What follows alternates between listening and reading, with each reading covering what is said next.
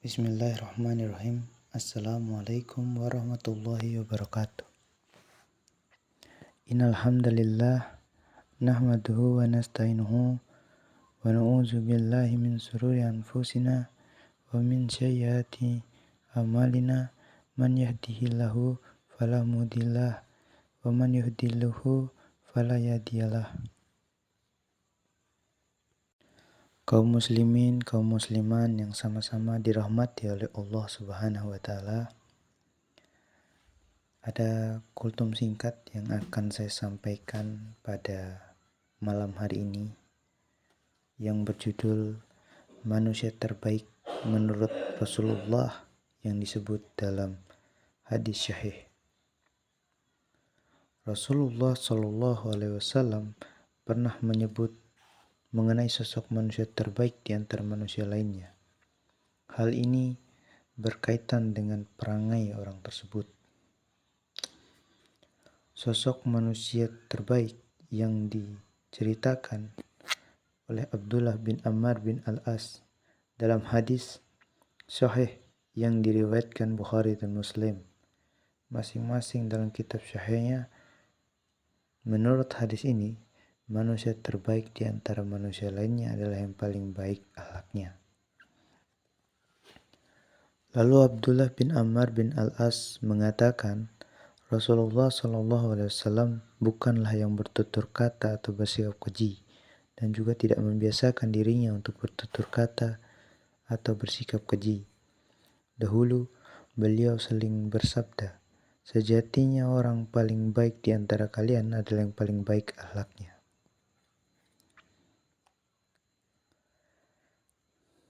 Lalu, adapun dalam kitab Al-Wafi fi Syahril Arba'in An-Nawawiyah karya Mushafa Diab Al-Bukha dan Muhyiddin Misto, juga terdapat riwayat serupa yang dikeluarkan para penyusun kitab Sunan.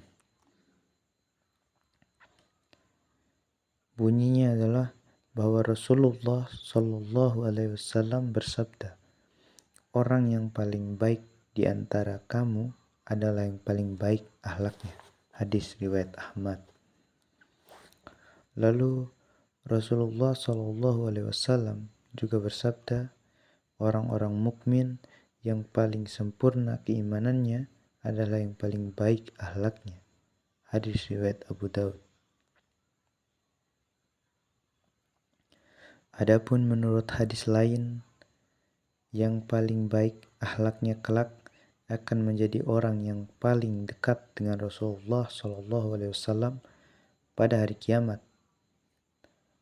Beliau pernah bersabda dan mengatakan saat sedang duduk bersama dengan para sahabat-sahabatnya, beliau bersabda dan mengatakan, maukah aku beritahukan kepada kalian apa yang paling dicintai Allah dan yang paling dekat denganku tempatnya kelak pada hari kiamat. Para sahabat pun menjawab, ya wahai Rasulullah. Sahabat Nabi pun berkata, siapakah orang tersebut ya Rasulullah? Rasulullah pun menjawab dan bersabda, orang yang paling baik akhlaknya di antara kalian, dialah yang paling dicintai oleh Allah dan dialah yang paling dekat denganku tempatnya kelak pada hari kiamat. Lalu Imam Bukhari dalam kitab Adab, Hakim dan Baihaqi meriwayatkan hadis yang menerangkan bahwa Allah Subhanahu wa taala mengutus Rasulullah Shallallahu Alaihi Wasallam sebagai penyempurna akhlak baik. Beliau Shallallahu Alaihi Wasallam pun bersabda, sesungguhnya saya diutus untuk menyempurnakan akhlak-akhlak baik. Lalu adapun cara agar kita bisa memperbaiki akhlak kita. Lalu adapun cara agar kita bisa memperbaiki akhlak kita yang sudah dijelaskan oleh Rasulullah SAW. Yang pertama adalah dengan bertakwa.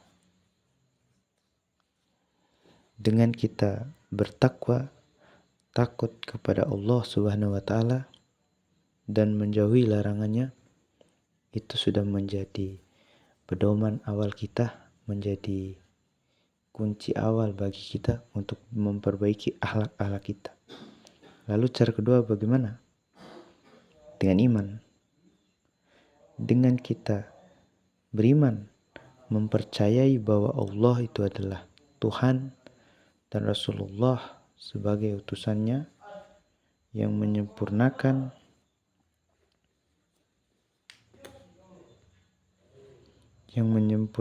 akhlak-akhlak yang baik, maka sudah menjadi pedoman awal bagi kita untuk bagaimana memperbaiki akhlak kita.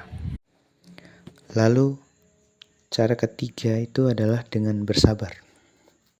Mengapa sabar? Dengan kita menahan diri, menahan dari kemarahan, maka tidak ada bahasa-bahasa kasar yang akan keluar.